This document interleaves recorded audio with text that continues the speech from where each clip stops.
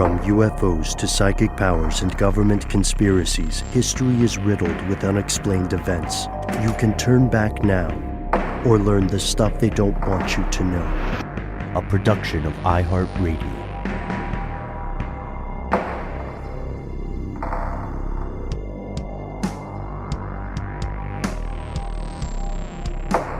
Hello, welcome back to the show. My name is Matt. My name is Noel. They call me Ben. We're joined as always with our super producer, Alexis, codename Doc Holliday Jackson. Most importantly, you are here, and that makes this the stuff they don't want you to know. It's the top of the week. We want to thank everybody who has written in on our previous Strange News segment where we looked at the possible catastrophes awaiting airlines. We looked at suspicious deaths in Pakistan. We looked at a Corvid takeover of a town in California. Now we're shifting to something different. We've got some stories on the forefront of cloning science. We've got some disturbing stories from our neck of the woods here in Georgia, the state, not the country for now. And we also have a little bit of a car stuff story. And Matt, Noel, you guys know that I've been pretty excited about this one. Anytime we get a chance to look at the world of automotives, I'm usually all about it. Maybe the best way in is to say this, and this is something all our fellow conspiracy realists who have been trying to buy or sell a car are very well aware of right now. The three of us are car owners, and I think we all have quite nice cars. We are also probably not going to try to buy new cars in the immediate future because the world's supply chains have absolutely, they mess with every industry, and used cars especially are at a premium now. So much so that if you have leased a car and your lease has expires this year, you probably should just buy it outright from the dealer and then go sell it to another dealer, because the price of used cars has gone up like 35% or something. It's nuts. And with this first story, I predict that the value of used cars is only going to increase. We did an episode years back, many moons ago, about the idea of Big Brother being in a person's automobile. Do you guys remember that one? Mm-hmm. Oh, yeah. Yeah, the idea of like potential, hack points, even like to control a car that has too much digital guts. Yeah, and the kind of the standard thing that many automobile insurance companies as well as manufacturers are doing, where those two entities are working together to monitor what's happening inside the car and all the systems, and then how that translates to, how safe of a driver you are, and then how much you have to pay for your insurance. This is just a tiny little addition, but like there was a story recently about how apparently Teslas can like automatically order themselves replacement parts. Yeah, that's taking things a step far, in my opinion. I mean, I guess there are some people that just have enough money in the bank that they're good with that scenario, and it keeps them from having to think about it. But someone who maybe isn't aware of that feature and saved all their pennies to get their Tesla, and then all of a sudden has like a giant, credit card statement because of some expensive part, that might not be so great. Yeah, agreed. And that's a real thing too. Here's something that has shaken up the car world. This story first hit earlier this month in January, but I wanted to save it until we had a little bit more visibility, aka until I could read the actual language of this bill. So, we're in divisive times. Every political party is looking for reasons to, criticize or attack their political opponents. And this story recently became the newest front for that acrimonious conversation. Here's the headline. In a few years, if you buy a new car in the US, you are also going to be under incredibly advanced surveillance. The idea is that any new car made after 2024 or so, 2026, I think, is going to be required to have advanced AI monitoring of the driver. Now, we talked about this a little bit off air because I'm a dog with a ball and this kind of stuff, or a badger with a bag. Yeah. But the idea is pretty simple. So let's say let's say codename Doc buys a new car after this thing goes into play, then this system in this car, however vaguely defined, will monitor her driving habits. So we'll use algorithmic learning to understand what a normal driving day is for Doc Holliday. And then using that data it's collected, if Doc is driving in an erratic manner, or if the algorithms determine that she may be impaired somehow, the system will be able to, details are vague again, but the headline is the system will be able to kill the car. Just kind of like brick it or refuse to start at all. This will remind people of, I believe I think it's every state now, but from my understanding, people who have a DWI or DUI conviction will, when they're getting their license back, they will need to use what's called an interlock device, which is basically a breathalyzer you have to blow into if you want your car to start. If you've seen 40-Year-Old Virgin, you're aware of this technology. Yes. And this is interesting to me because the story got exaggerated, embellished. There was a lot of alarmism, but just like off the cuff, hearing about what you've heard so far, where are you guys at on this? Is it overreach? Is it a good safety measure? Are there problems you can see along the way? I'm trying to link it back to the discussions we've had of property ownership in the 21st century. Mm-hmm. And like, is that vehicle really yours? Should you have the freedom to operate that thing if you truly own it as an object whenever you see fit, despite the laws of the land? Mm-hmm. It's a weird thing because you are definitely endangering others when you take that action, right, of driving while impaired. Yeah, I mean, but it's also like one of these things where, we are all legally bound to register our vehicles and to pay for, emissions testing, depending on the city that you live in, and to, make sure that your registration is up to date. I know those aren't the same as having actual mandated things within the mechanics of your vehicle, but they're not that far a jump to me, maybe. I don't know. That's just the first thing that comes to mind. I'm not saying I'm for this, but it does feel like, there are things that we are required to do. We're not able to just say, nope, I can own a car and I don't have to do any of that stuff. So it could well be that as, time progresses, these things become more and more common and it doesn't feel so much like a breach, but right now it kind of does, doesn't it?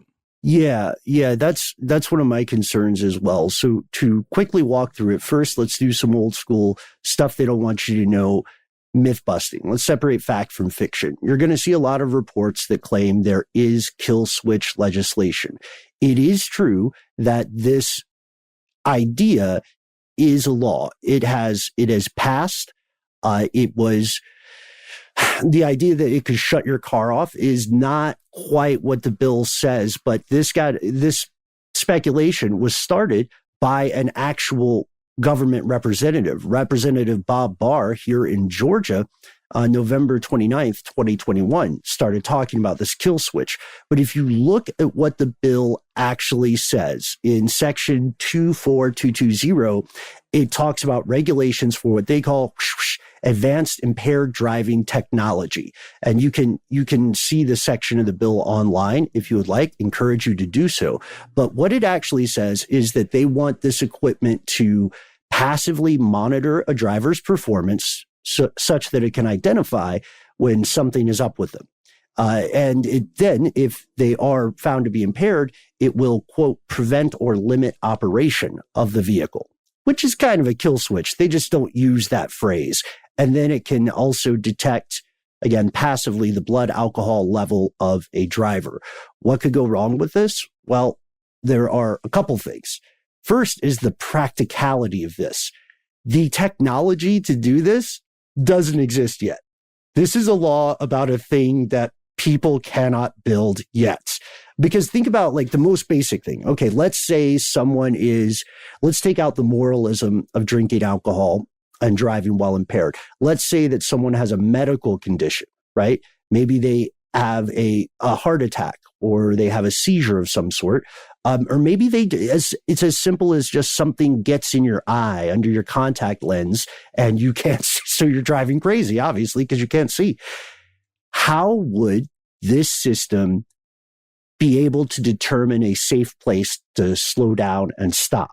You know what I mean? Like, picture you're on the interstate, you're doing 75, and that probably makes you one of the slower drivers if there's no traffic. How does this thing, without human assistance, navigate over to the side of the road and stop safely without hitting anything else? You know what I mean? Like, how does this work if you're on a bridge? There are practical problems with this. We see this a lot whenever large government mandates come out in the US. The year it's supposed to happen is almost never the year it actually happens. It feels like they're going to get to a few years down the road and they're going to say, oh, we still can't build this. This is the fabled scenario that I don't know we've encountered before, where legislation is outpacing technology, Ben. Whoa.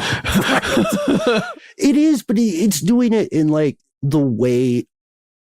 I just re-listened to our CEO episode, and thanks to everybody who wrote in with awesome feedback. But it reminds me of the way like business execs make proposals. They say, imagine a world where elephants can fly and speak Portuguese. That's the world we're working for, and we think that we'll be there in 5 years. And everybody in the boardroom's like, yeah, sure, you're a visionary, a genius, but no one can do Blue sky things. Blue sky it, that's it. But also, like, who determines the course of history in that way for such an odd flex in that direction? Right? Yeah. Like to me, this feels like overreach, and like there are plenty of safe alternatives to like do we need this is my question. Well, let me put this forward to you, because I think we maybe do need something like this. I think in the scenario you outlined, Ben, where, it was the vehicle in motion and then it detects that there's something wrong with the driver. I don't think it would ever be like that. I don't think that would be able to function. Like, the driver is now impaired after they've been driving the vehicle already. I think it would be a startup sequence that the vehicle goes through every time you turn it on. The way that existing technology is, where you'd have to blow into the breathalyzer essentially to activate the vehicle. Mm-hmm. I think it would be an assessment of the driver prior to actually, putting it in drive or reverse or whatever to go. That's my only way. That's my only way of thinking how it would function. And then I don't know. I feel like we do need that kind of. I hate the concept of government or some corporation being our individual nanny watching us and our behavior. But it's drunk driving is a problem. Right. In just 2019, there were over 10,000 alcohol impaired driving fatalities in the U.S. It is a problem. But is this, while drunk driving on the surface might be the reason for like pursuing this kind of technology, isn't it kind of a slippery slope argument? Whereas, is there concern for abuse of the system or of, undue monitoring that really does infringe on our privacy, for people that behave themselves? Yeah, possibly. It's troublingly vague. There are no details in the Infrastructure Investment and Jobs Act, which is a gargantuan bunch of paperwork. There are no details about exactly how these mechanisms would work. There are no details about what happens to the data gathered. That's what is it? Is it a third-party company? Is it selling the information about people's driving habits? Essentially the metadata of you every time you're in a car. And if so, how does that get used in the future? Could it be used against you? You know what I mean? This happens with insurance data. This happens with medical information. It's a very, very sticky subject, but I don't want to have to be the bad guy here, but one thing a lot of people forget in these conversations is that nowhere, absolutely nowhere, is the ability to operate a motor vehicle considered some sort of inherent right. It is a privilege. That's why you have to do stuff like get registration. That's why you have to pass an exam. That's why you have to, check in and renew your license.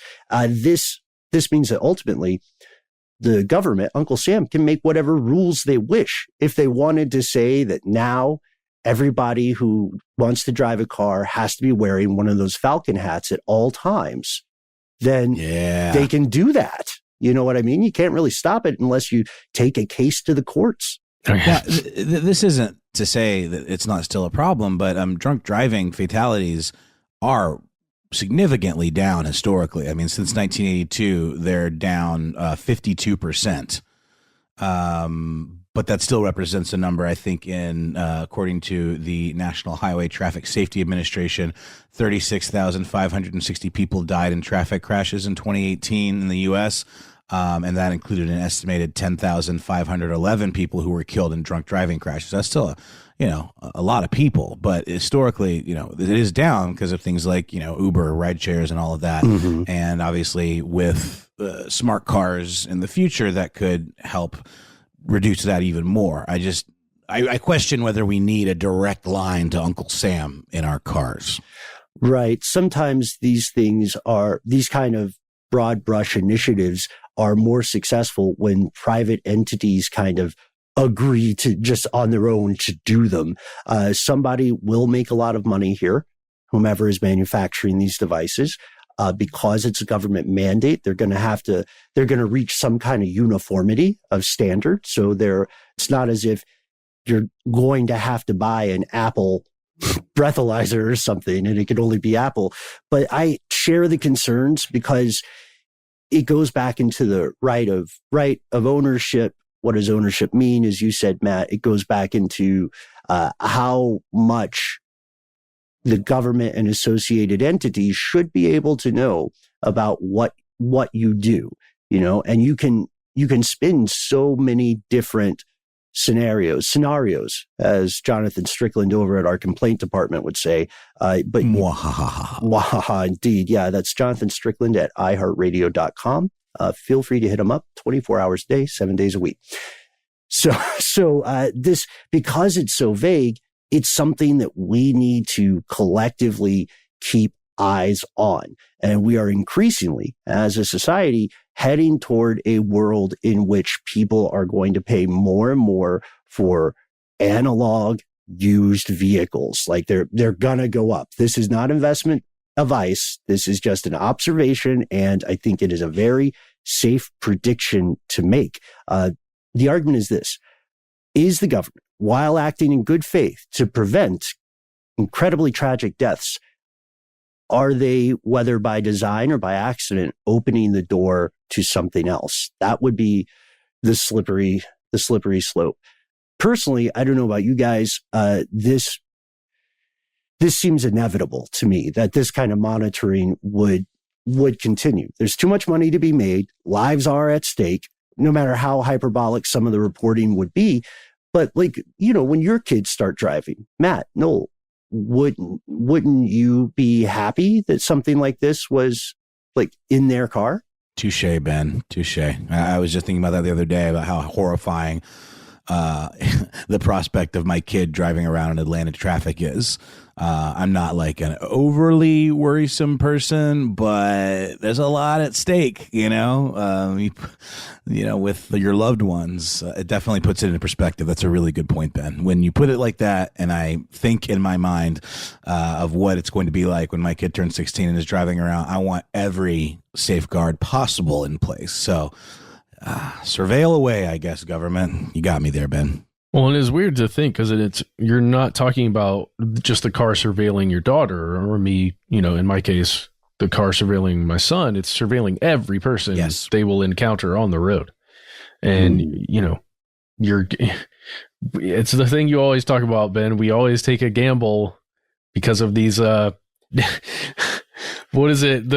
The lines that we all decided you're not supposed to cross. Yeah. To recap, how silly will it be to explain to future historians? We used to hop in these machines that could go in excess of 100 miles an hour.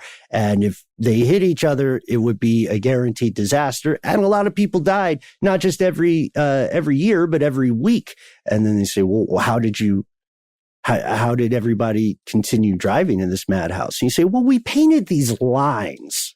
And these lines, some of them are solid, some of them are dotted. Dots, they mean different things. We got some of the paint's degraded. When it rains, you can't really see them. No, everything's all shiny. Can we just go with like some Tron-esque kind of laser lanes? That'd be cool. Let's spend our R&D money on that technology. Yeah, let's also, I think I mentioned this too, let's also have some more positive road signs. All the road signs you see, at least in the U.S., the vast majority of them are things that you shouldn't do. Wrong way. Yeah. No exit, no left turn. The only slightly positive road sign in the U.S. is keep going or something like that. You can do it. Right. So we need more of those. Guys, I just thought of something and I feel like it totally applies. My vehicle has this feature where it detects whether or not I'm in the center of the lane. Yep. Okay. And it also has auto steering enabled so that if it detects that I'm not in the middle of the lane, it will steer the vehicle for me momentarily to get me back in the middle of the lane. Doesn't that feel jarring when that happens? Now, well, yes. And here's the problem. In our fair city of Atlanta, there are many places where roads have had lanes going a certain way, especially on high-speed areas like highways, where they've been repainted or, they've been moved slightly in order for construction to occur on one side of the highway and maintain, the lanes on the other sides. So frequently when I'm on the highway going, between 55 and 70 miles per hour, my vehicle thinks I'm not in the right lane because of the way the lines are painted and the way they shift. And it tries to steer me into the next lane. And I have to prevent an accident by holding on to my steering wheel and counter turning. Now imagine that kind of system where the vehicle believes it understands what's happening on the road, but it's wrong. So it makes an auto correction. And what if it's in the case that you're describing here, Ben, where it could literally shut your machine off? How many more accidents could this technology cause when not operating correctly than it prevents? And add to that, everything can be hacked. On that ominous note, we're going to pause for a word from our sponsors, and we are going to return with more strange news during the break. We'd love to hear if you have any experience in this industry. We'd love to hear your take on what the greater good is here and whether Uncle Sam can actually pull it off. 1-833-STD-WYTK, conspiracy@iHeartRadio.com, and stay tuned.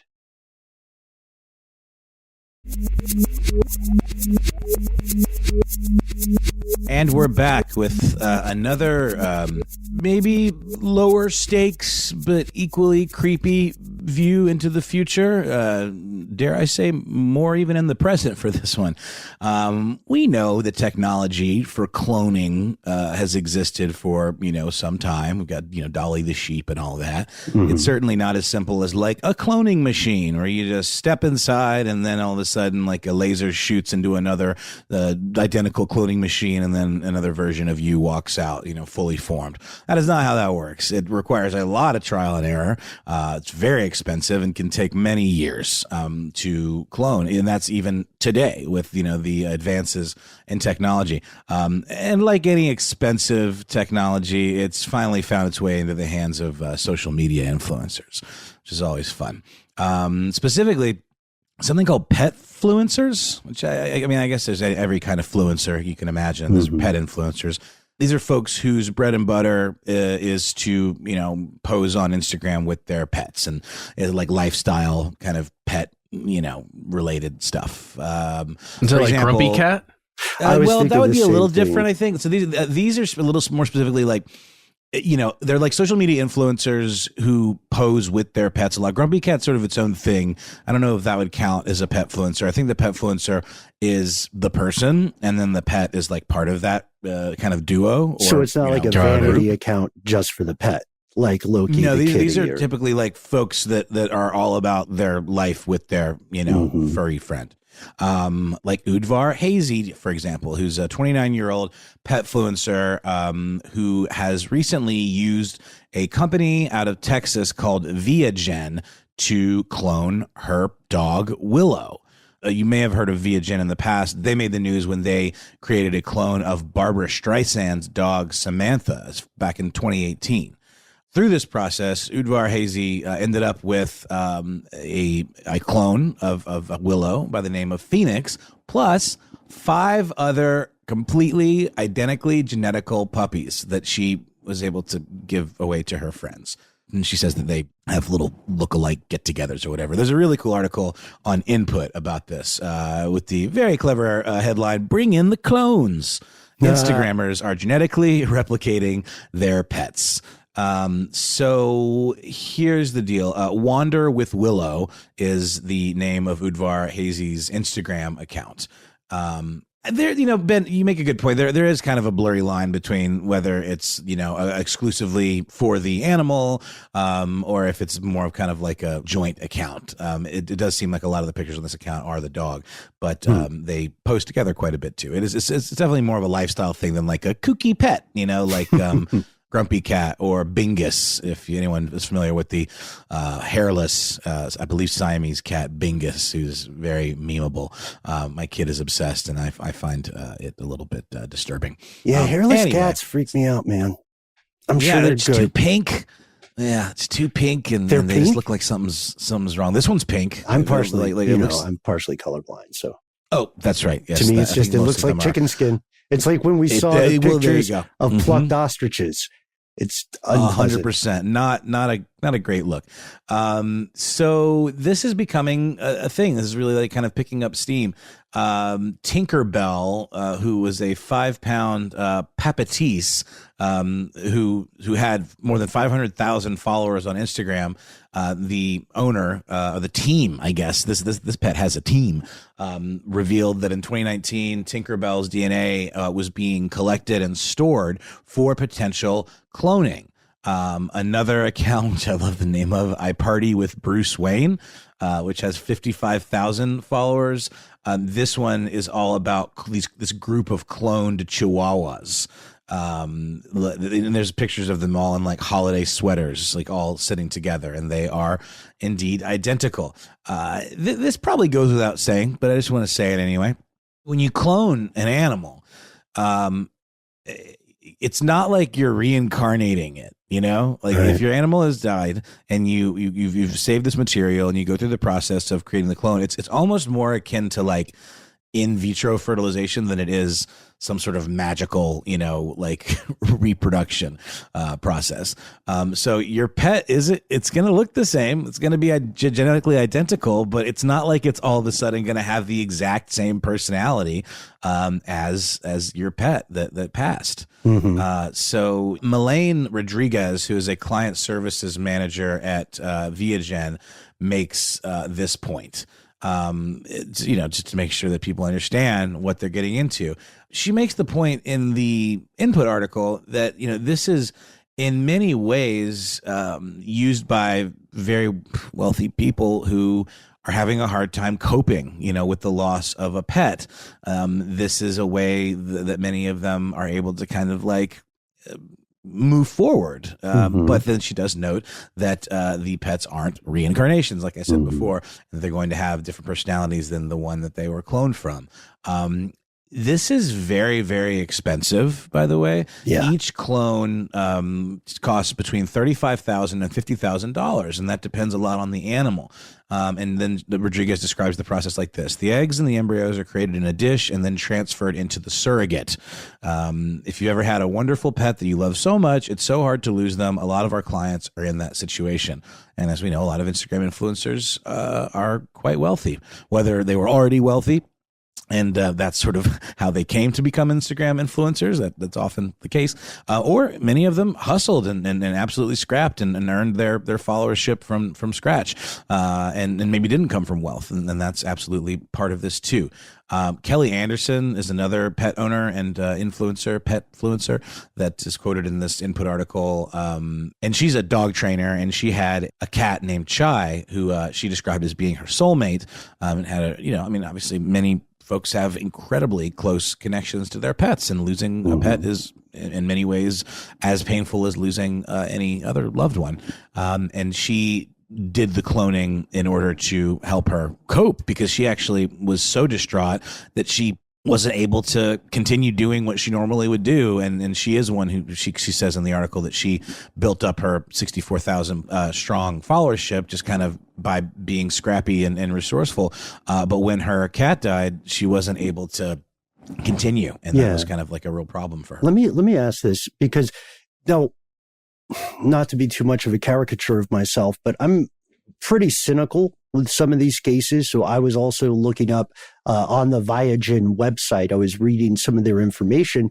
And at some point, for at least some of these accounts, we're talking about a business decision, at least in part. You're making your income off of this. That range of pricing is like 50 grand for a dog, 35 for a cat, which is interesting. And then there's a lot of interest in horse cloning because that can make a ton of money. But I can see this absolutely just being a reasonable investment. The Petfluencer says, I have struck lightning in a bottle here, or whatever figure of speech I'm muddling. And they say, I need, Rupert Goldie Toes, or whatever their dog's name is, to live forever so that I can continue my career as a pet influencer.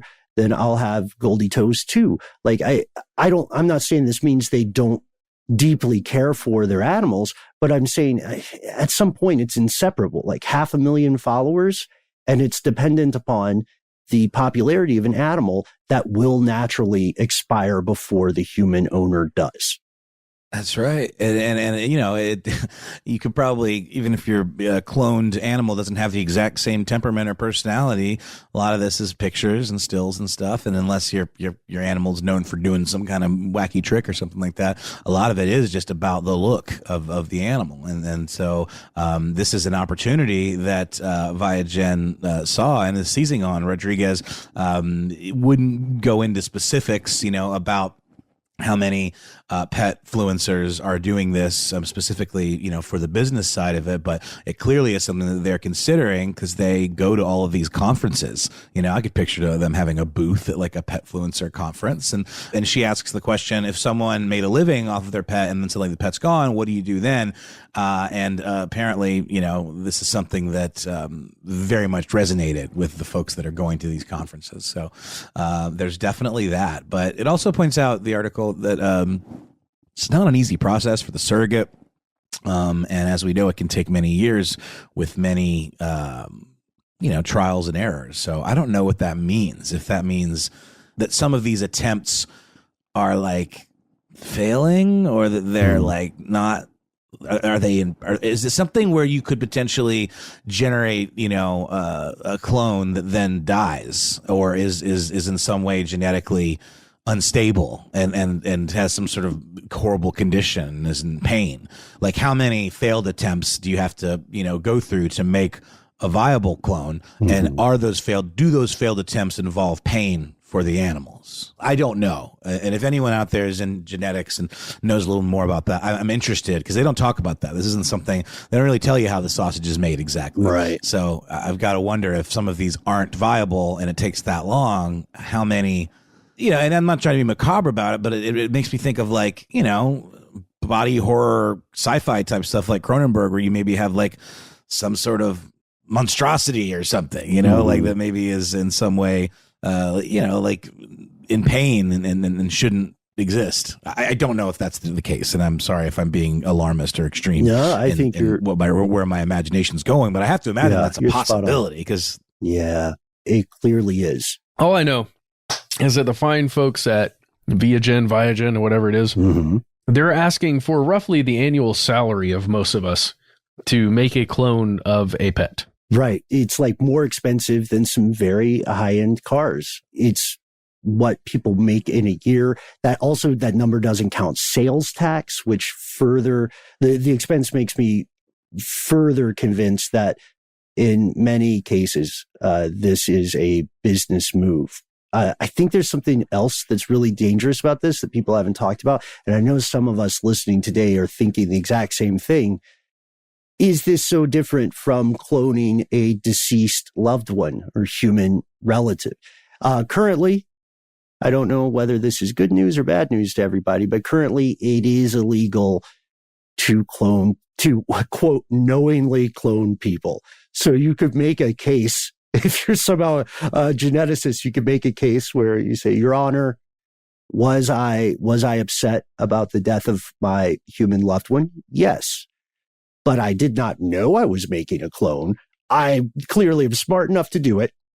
And this new person is alive, but it was my bad. It was an accident. Like, how does that hold up in court? I mean, people would question. Do it, though, if it was legal, right?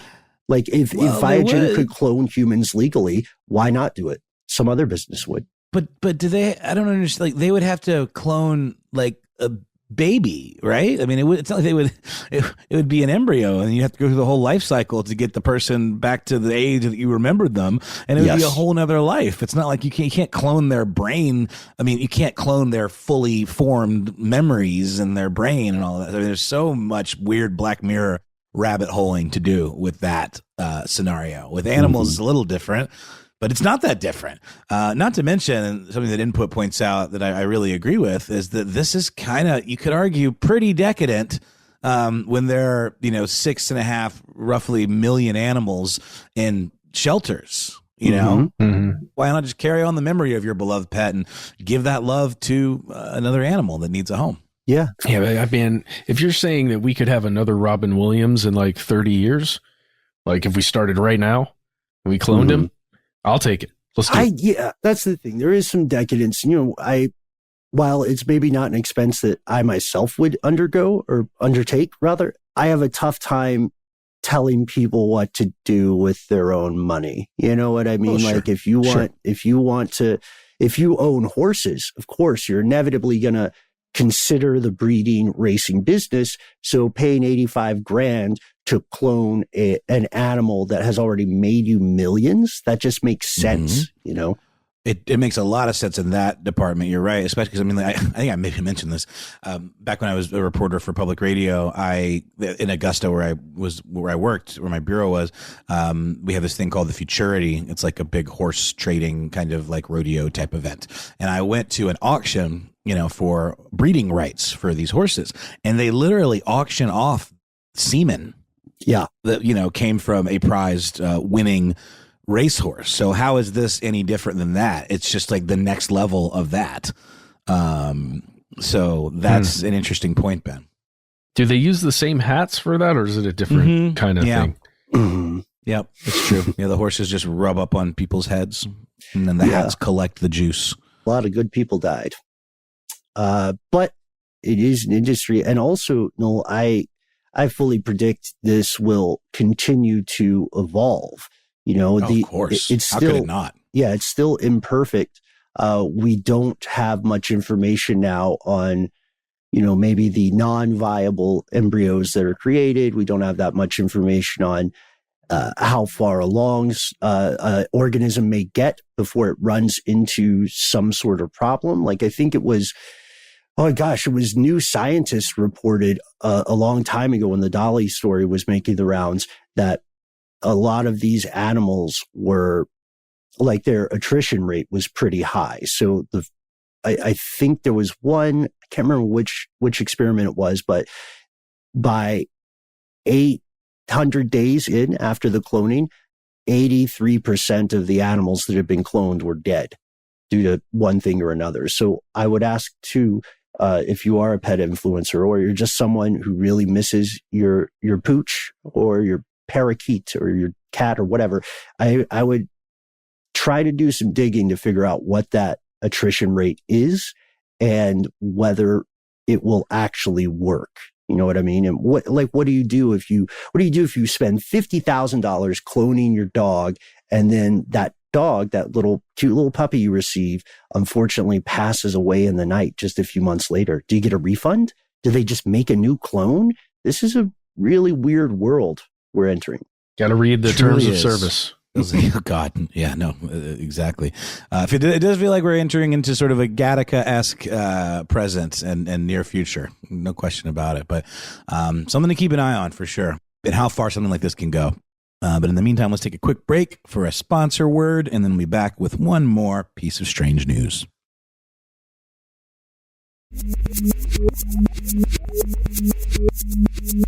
And we're back.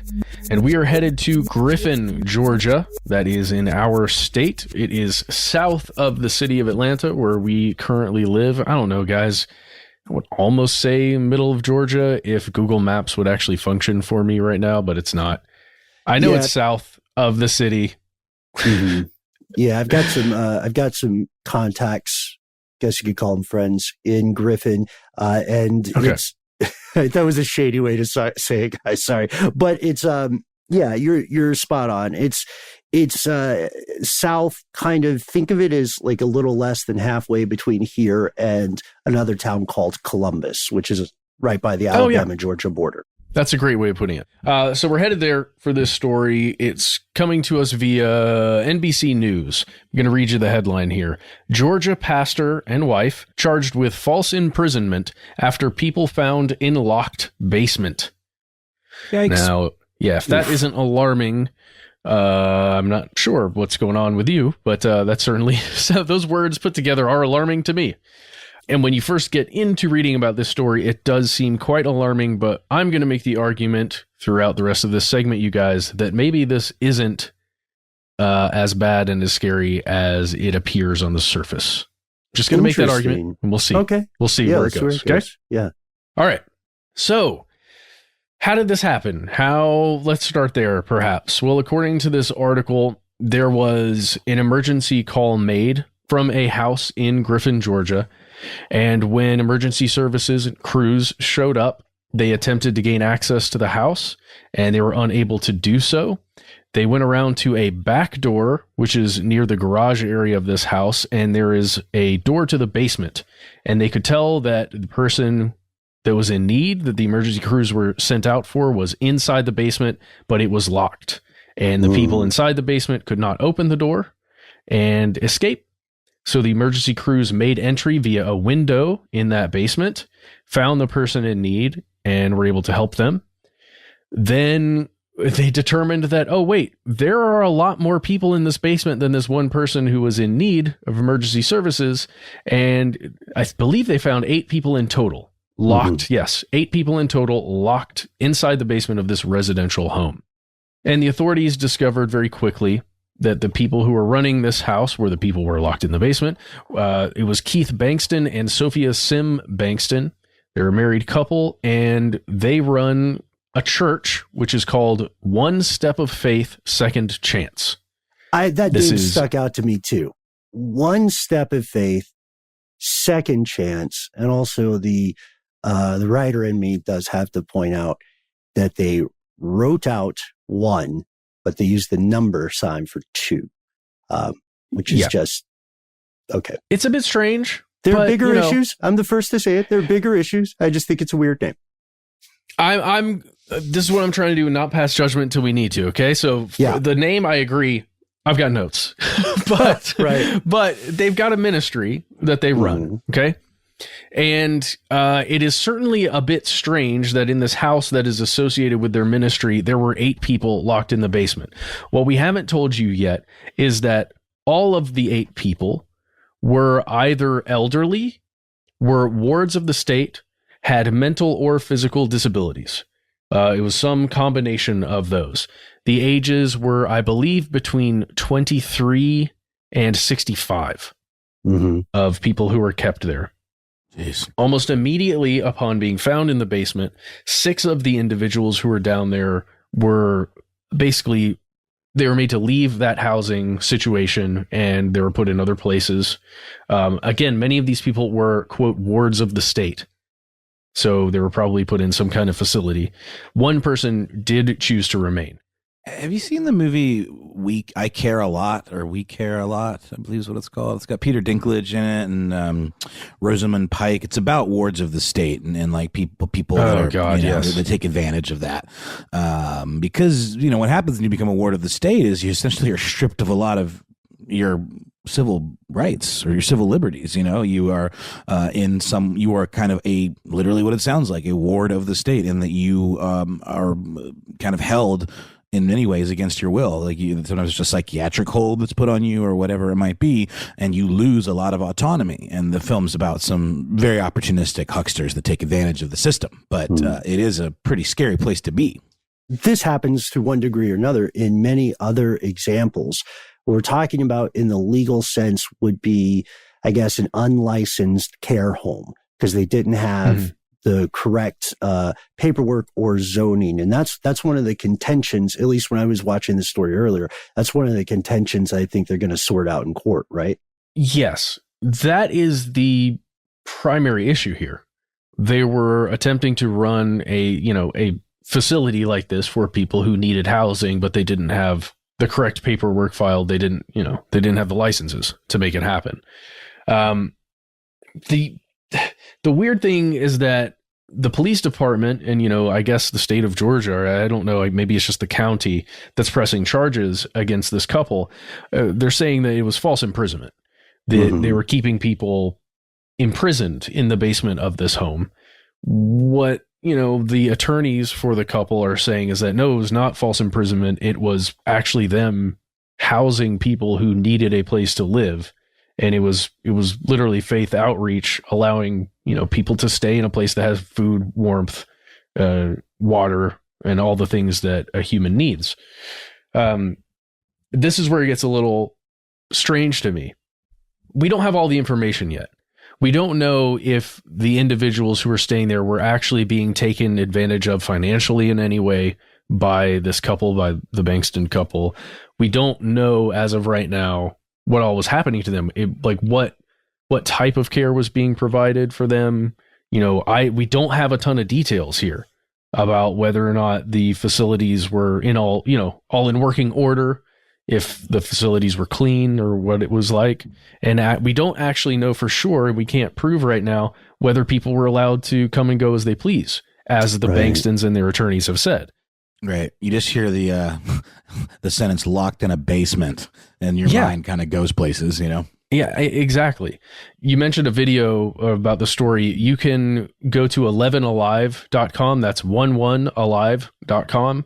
And you can find the story, Attorney Disputes Claims After Pastor Wife Face False Imprisonment Charges in Unlicensed Group Home Investigation. You can hear from Mr. Wimbush, who's the attorney for this couple. And you can get a little more information on it. You can also head on over to the website, onestepoffaithministriesinc.com. Yeah. And you can read about the couple. You can read about what they do.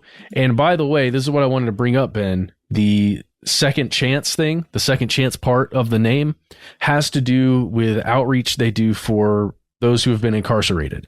So felons who are now attempting to re-enter the workplace and all basically find their way forward, they do a lot of outreach there and attempt to help people, which I think is awesome. Yeah, noble. Yeah, and this is like this is a nonprofit. Second Chance program does have its nonprofit status. I do want to give a shout out to the lawyer because Bankston's lawyer's full name is Dexter Wimbish, which sounds like it is from a book. It doesn't sound like it's just, there's something that tickles me about Dexter Wimbish. I might use that as an alias going forward. But this is true. And I love that you're pointing out we being the public, don't have all the details here. Are these people, were they truly held against their will? Was their money, they were receiving state subsidies. Were these subsidies being managed by this couple? Which that itself is not inherently bad, especially if there is some sort of like legal guardianship in play. We just don't know at this point. And I'm not, I take on spirituality, religion aside. I have a policy of never knocking anybody if they're sincerely trying to help other people. You know what I mean? Recidivism is just so high in the U.S. 100%. And a lot of these people, either won't find their way to the services that they need, or, fall through the cracks of, government services. So sometimes it is helpful or necessary for people to take steps to help these folks, when they can't help themselves. There's something that strikes me just a little funny on the website in the bio for the pastor, for Curtis Bankston. It's just like, it's some pretty over the top, self-aggrandizing language. He's described as a biblical scholar and arguably one of the greatest visionaries and orators of his generation. Oh, you can get away with anything if you slap arguably on it. That's arguably true. The best point I made today. I would agree, arguably. But I don't know. Not throwing them under the bus yet before they've had their day, but like that struck me a little weird. But yeah. Anyhow, I don't disagree with you. That's a bit much. I don't know who wrote that. I'm sure they wrote it themselves. I'm sure all the copy on here. That's when you write. That's why you always have to writing your own bio. Yeah, is such a tricky dance, And also, the mission statement on their website is bringing people to Christ through the following acts, sort of headings: feeding the hungry, clothing the naked, housing the homeless, and helping the brokenhearted find a way out through Christ. All noble pursuits, but again, very like Christ-like, almost like casting this couple in this, very, very holy kind of light, almost to the point of it feeling a little culty to me. I don't know. Well, maybe, who knows? Look, here's the thing. I know I'm not directly helping anyone in, extreme need like that actively right now, and they may have been. So to me, that's just like, until there's all the information, a headline and story like, a bunch of people found in a basement because this pastor locked them up in there. That just is the kind of thing that makes me feel like that's kind of that's what we do now. Yeah. It's the thing that's going to get clicks. Right. And that's the way people are going to think about this pastor and his spouse now in the ministry, even if it's found, months from now, a year from now, that no, they actually weren't. There was no false imprisonment. They just needed to get licenses. Just the devil's advocate here. I mean, not a quote from the police report. It does say it is both frightening and disgusting to see the degree of which these individuals have been taken advantage of by people who were in a position of trust. That's in the police statement. So, that is what the police say. I'm not saying that's wrong. We just have no context for what any of those descriptors are talking about.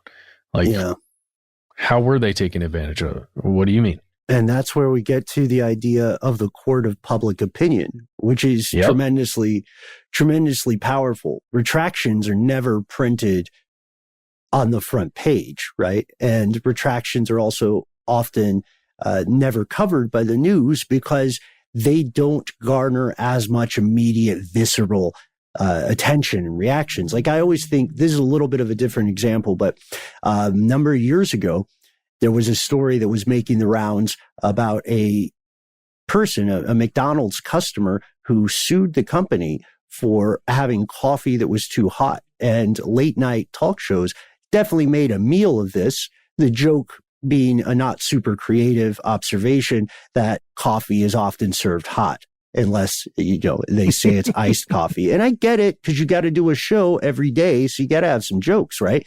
But later you would find, if you bothered to look it up, that this was not a frivolous lawsuit. It just became treated as such based on the court of public opinion. So when you hear stories like this, and again, I love that you point this out, Matt, know that we are not making a judgment call here. What we're saying instead is there does need to be more information, and we're relaying to you the things that have been said already from the guy's attorney to the police, who did say they thought it was reprehensible. And the attorney did acknowledge that they do not have that license, but that they were going to get it. Yeah, he called it something like, this may have been in 11 Alive, or it may have been in WAGA, but the attorney said the case was a, quote, zoning issue that has become criminalized. Yep, that's exactly what they said, and we'll just have to keep a lookout. I don't know, it's a weird one to bring to the table today, guys. It's just, that headline really just stuck out to me so much that I wanted to have this discussion. And I just wonder, you, as you're, listening to this and reading news every day, like, just wonder what you think when you read some of the headlines and then you delve into the story and find out what it's actually about and what you do and you don't know, and just how it makes you feel. We would love to hear from you. People don't even bother reading the below the headline, Right. And in this case, it'd be a real disservice to everyone involved, I think. Also, this brings up a bigger issue. It's one that I've been thinking of as an episode for stuff that I want you to know for a long time, which is the treatment of the elderly in this country, especially. It's very dark. You know what I mean? They're in pre-COVID, pre-staff shortages and stuff. There were some very terrible, unclean things going on. And there were also very wonderful people who were trying their best to help folks who needed help. The trouble is that authorities often have a hard time figuring out which institution is which. So this stuff doesn't no matter what happens with this case in Georgia, I guarantee you there are probably many other similar situations happening right now as we record. Oh, for sure. Yeah, Ben, we should tack onto that episode those who are in need of some kind of mental health support, but that support just doesn't exist anymore or it's been taken away. 100%. All right. So I guess that's it, guys. We would love to hear from you. If you have any information on this story, any of the ones that we talked about today, you can reach us in many different ways. You can find us all over the internet, on Twitter and Facebook. We are Conspiracy Stuff. You can also find our videos on YouTube, where we are Conspiracy Stuff. And on Instagram, we are Conspiracy Stuff Show. But guys, wait, what if someone hates social media? Get with the times, folks. No, I'm kidding. It's totally an understandable thing to hate. You can go old school and give us a telephone call at 1-833-STDWYTK. Yes, and when you call in, please give yourself a cool nickname. Let us know if we can use your voice and message on the air in one of our listener mail episodes. You've got 3 minutes. Use it however you'd like. If you've got more to say than can fit in that 3 minutes, instead, consider sending us an email. We are conspiracy@iHeartRadio.com.